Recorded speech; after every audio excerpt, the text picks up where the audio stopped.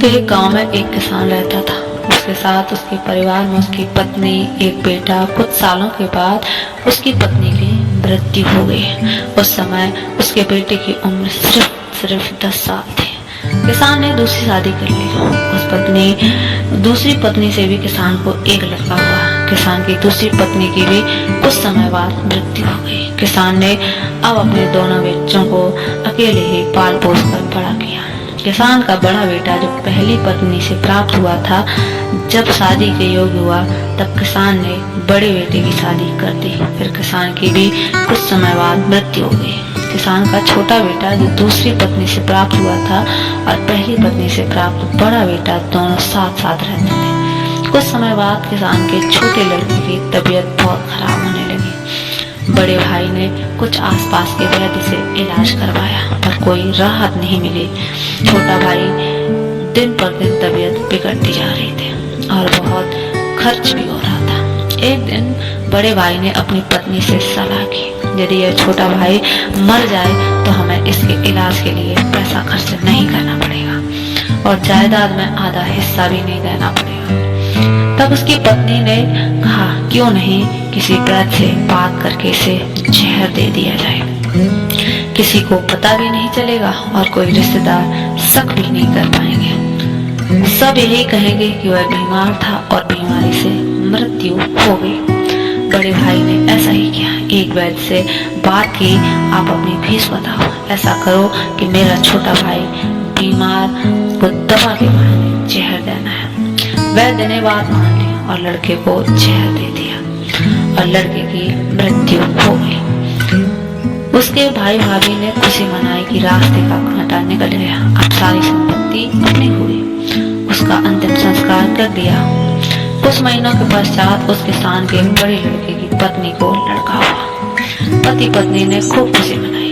बड़े ही लाड़ प्यार से लड़के की परवरिश की। कुछ ही दिनों वर्षों में लड़का जवान हो गया। उन्होंने अपने लड़के की शादी कर दी। शादी के कुछ समय बाद अचानक लड़का बीमार रहने लगा। माँ बाप ने उसके इलाज के लिए बहुत वैद्यों से इलाज करवाया। जिसने जितना पैसा मांगा सब कुछ दिया ताकि लड़का ठीक हो जाए। अपने लड़के के इलाज में अपनी आधी संपत्ति तक बेच दी, पर लड़का बीमार के कारण मरने की कगार पर आ गया।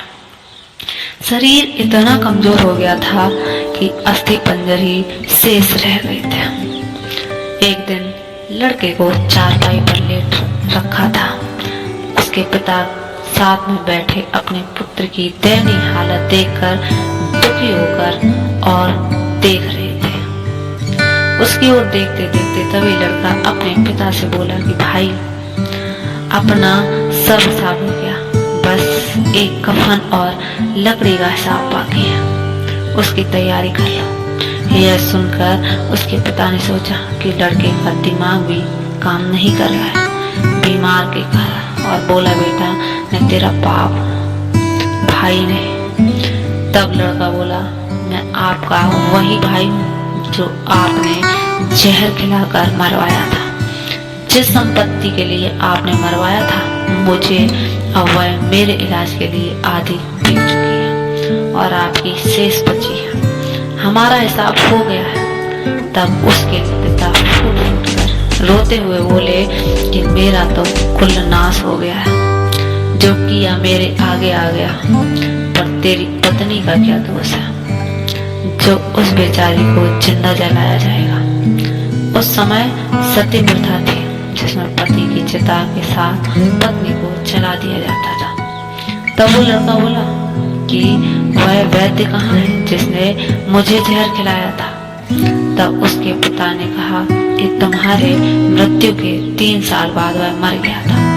तब लड़के ने कहा कि यह वही दुष्ट वैद्य है जो आज मेरी पत्नी रूप में है। मेरे मरने पर इसे जिंदा जलाया जाएगा। सीख, हमारा जीवन जो उतार चढ़ाव से भरा है, उसके पीछे हमारे अपने ही कर्म होते हैं। हम जैसा बोएंगे वैसा ही काटना पड़ेगा।